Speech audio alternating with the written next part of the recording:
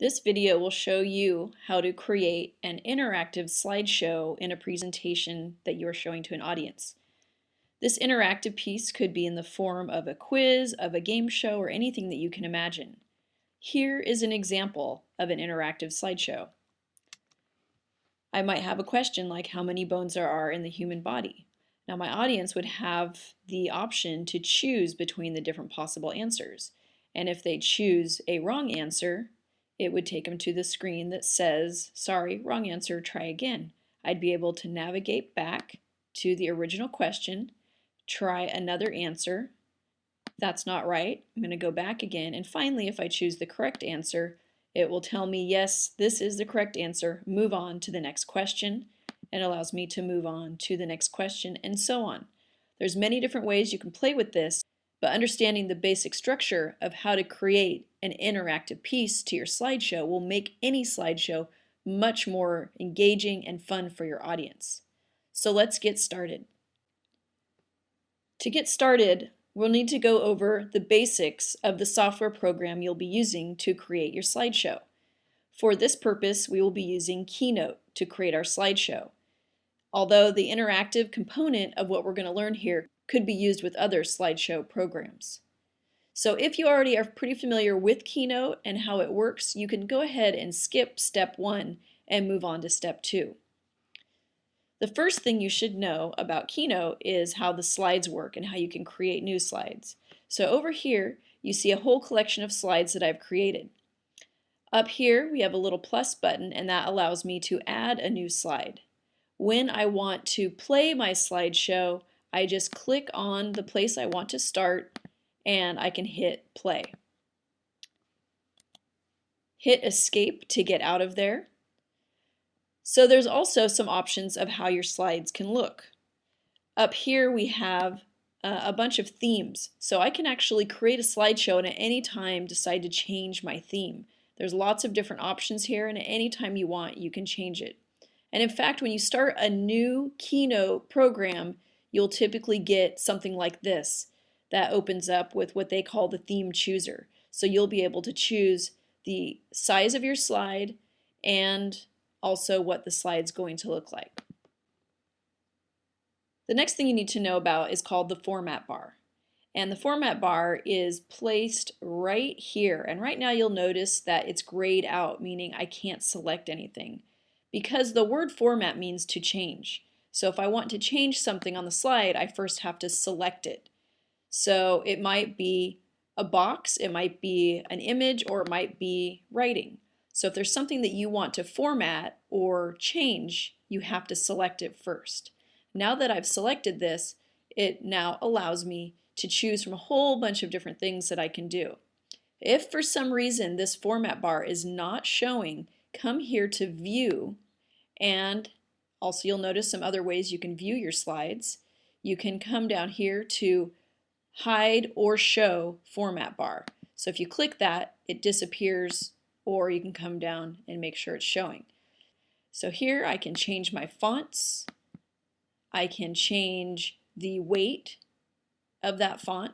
I can change the font size here, and if there's not a size you want, you can go to what's called the font panel, and that opens up a window that allows you to choose from different font styles, different typefaces, different sizes that you can manually type in. Also, it allows you to add in things like underline, color, and some other things. There's a little button here that if you press it, you can pull down and get a closer look at how your writing's going to look. There's also an option here to let you create a color scheme for the background of your writing too. So that's an option. But if you don't want any of that, you can always just take it off. Getting back to the format bar, this allows you to change the color of whatever you've highlighted. So if you wanted to change the color of a font, or if you want to change the color of an object, that's what you would do here. Next, you have the option for bold, italics, or underline. This allows you to play with your alignments. And this area here is for the spacing between each line of text. If you would like to create columns, that allows you to do this. And this allows you to choose basically what your lines look like. And this is really only pertinent if you're using lines, underlines, shapes, text boxes, and we'll talk more about that in a minute. So, last but not least, as we come down the side here, this is a fill option that allows you to fill in, again, your background. The text box is a very important tool that you're going to need to know how to use in any slideshow program. Essentially, slideshow programs don't let you just type randomly anywhere you want on the screen. It's not like a regular document. You have to type within a box, which is called a text box. So the cool thing about a text box is it does allow you to move your text wherever you want on the screen, so you can line that up where you want to have it look the way you want. When you create a new slide, so let's do that now, and you can double click to type whatever it is you want to type. But what if for some reason you don't like the way they've set up these text boxes, or they're gone? In order to create a new text box, you just come up here.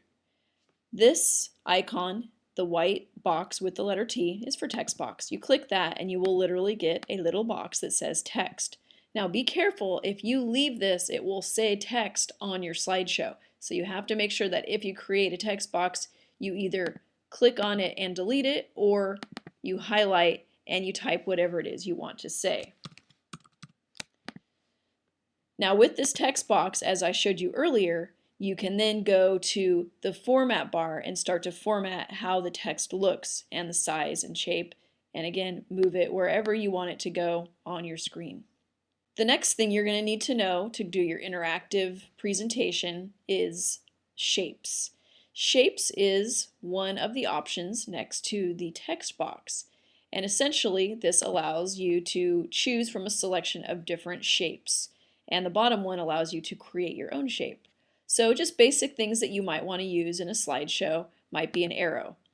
So if you click on that, you'll get your arrow here, and it will allow you to change the direction, change its size, move it around.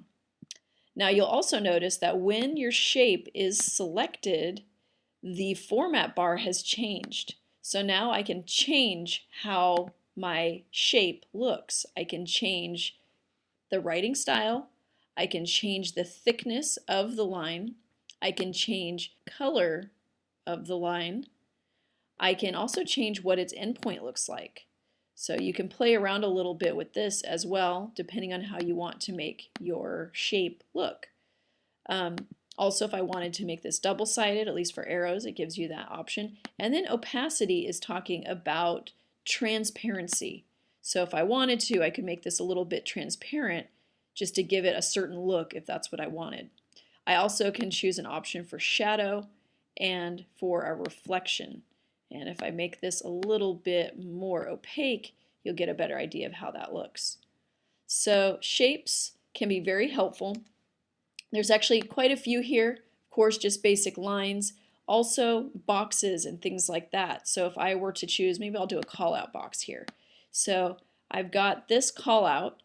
The white box on the side allows me to change its size, and the blue allows me to actually physically change what this shape looks like. So you can kind of alter this as you want it. The other thing is that you can type inside.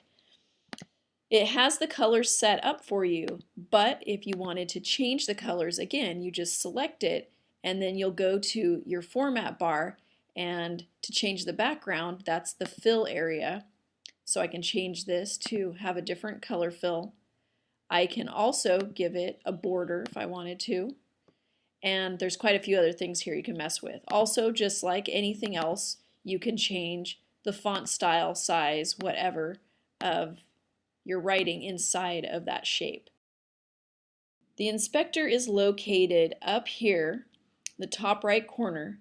The inspector is essentially where all of your different options and menus are hidden. So all you have to do is click on this icon and you will get what's called the inspector window. And if you'll notice, there are lots of different little icons up at the top area of the inspector. So essentially each one of these controls a different aspect of your slideshow. Now I could get into each one of these, but it would take quite a while. So we're going to get into some specific parts of the inspector that we would be using to create our interactive slideshow.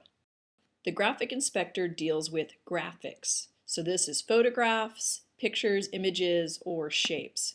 So to make it easy, let's go ahead and create a shape. So here is a shape. We can type inside of it, or maybe it's just an element to our slideshow design. You'll need to select the image or shape, and now here in the graphic inspector we can do things like a gradient fill, and a gradient fill is essentially two colors mixed together. So these are two shades of blue, but maybe I want it to be two shades of green. You can also just do a plain color fill, one color, an advanced gradient fill, or an image fill. And an image fill is kind of interesting. It will allow you to search your computer for an image and will fill that shape with it. So you can just put a picture on the slide, but this would maybe allow you to have it inside of a shape. So this is inside of a circle. It's not looking quite right. This section here allows me to choose some different options to make it fit just right within that shape. So actually, to me, this probably looks the best. So now I have my shape. This one has an image fill, and I can then go down to the section called stroke, and that's talking about the line. So that might be another way to say a border. So if I wanted to have a border and maybe I wanted a certain color with that border, I could add that in. You can do different border styles, colors, and thickness as well. Down here you have an option for shadow, which is a little bit hard to see here when it's black on black, so you could even change the color of your shadow if you wanted to. You can also add in a reflection, and again, opacity is talking about transparency. So if I wanted this to be kind of a background or overlapping in some way, I might want that a little bit transparent. The metrics inspector essentially allows us to get into how images look on the screen. So if I were to bring a image in, the metrics inspector allows me to play around with its size. You can also go back to the original size if you messed with it so much that you forgot what it was supposed to look like at the beginning. It allows you to play around with positioning if you need it in a very specific place. It also allows you to rotate. And that's actually one of the things that I use the metrics inspector for probably the most, is the rotation abilities, or to flip it.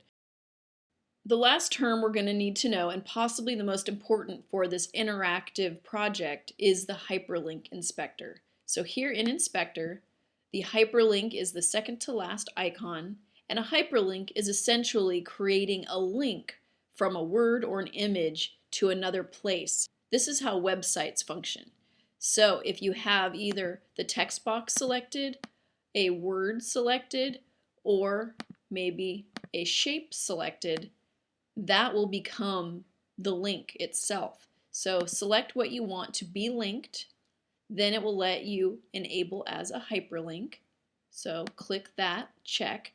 Now it gives you some options. You can either link to a slide, another slide within your slideshow, which is what you'll be doing to create this interactive tool.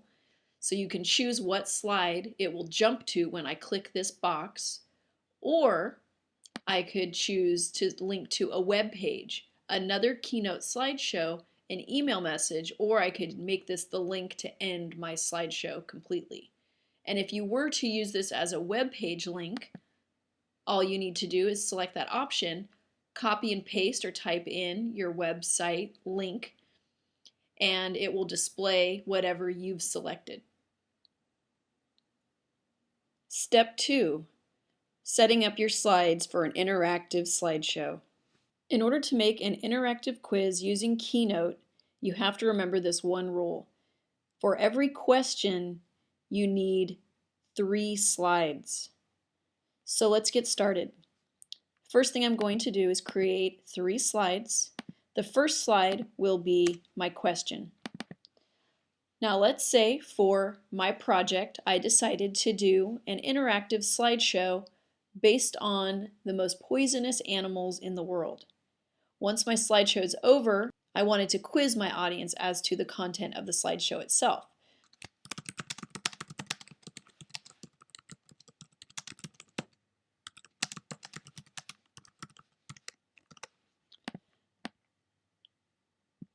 Now I have to give some possible answers. I'm going to make a separate text box for each possible answer. So my first one might be a king cobra. Maybe my next one is a box jellyfish. And my last one is a poison arrow frog.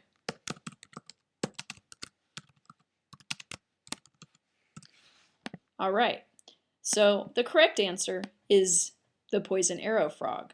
So maybe I'll stick that one as option C and line these guys up. So now I've got my three options. The next step will be to create the yes and no, right or wrong answer slides. So I'm going to make slide 2 be sorry you got the wrong answer.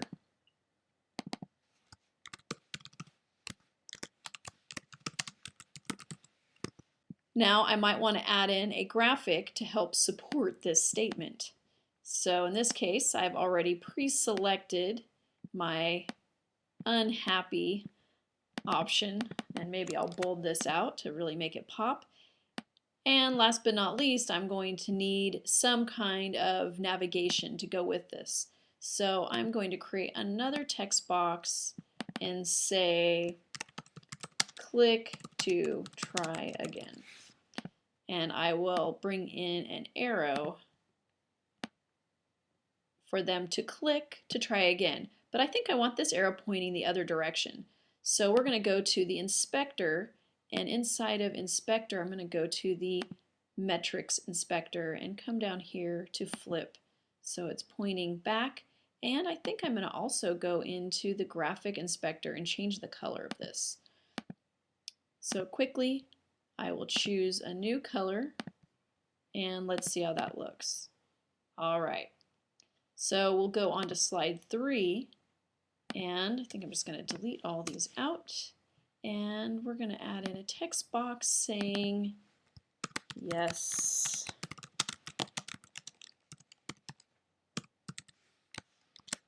Yes, you're a genius.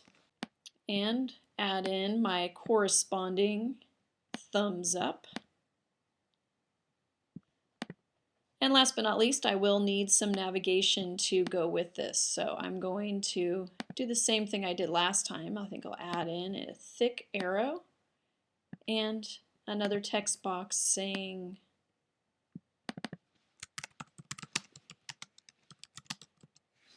click to move on. So now I have my basic slide framework set up for this one question. Step 3, creating hyperlinks within your slideshow to make it truly interactive. Now we need to insert our hyperlinks to make this slideshow truly interactive. To get started, we'll be on our question page and select one of the possible answers. You can either select the text box, or you can select the text itself, one specific part of text, whatever you want. We're going to open up Inspector, and we will go to the hyperlink inspector. So remember, you do have to have something selected before it will let you hyperlink. So I'm going to say yes, enable as a hyperlink. I want to hyperlink to a slide. And what slide do I want to hyperlink to? Well, in this case, King Cobra is wrong, and I know that slide 2 is my wrong answer slide. So I'm going to go ahead and skip to slide 2. This one I will also enable to slide 2. And the last one I know is the correct answer. That will go to slide 3. So these are all hyperlinked. I can see that, but I can't actually check that the links work and where they go until I'm playing my slideshow. Let me go ahead and move on to slide 2. I need this to link back to the original slide so they can try again. I want to actually highlight both of these so people know either one will let them link. So I'm going to say enable as hyperlink, and we're going to go to slide 1 so they can try again. And we'll go back here, and this will let us move on to the next slide. Next slide. I haven't created it yet, but that's where we want this to go.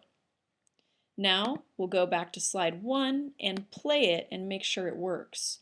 So King Cobra should take me to, yes, sorry, try again. Box Jellyfish, nope, sorry, try again. Finally, Poison Arrow Frog, yes, got it. Moving on to the next slide. Perfect. The final step in this guide is your task. You'll be asked to do 3 things.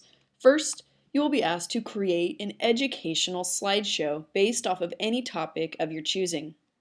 Next, your slideshow does need to teach your audience about something. And finally, your slideshow needs to have some kind of interactive component. Now, this can be anything from a quiz to a game show to whatever you can imagine. I'm very interested to see what you're going to create now that you have some new skills in creating an interactive slideshow. Have fun and good luck. Thanks for watching.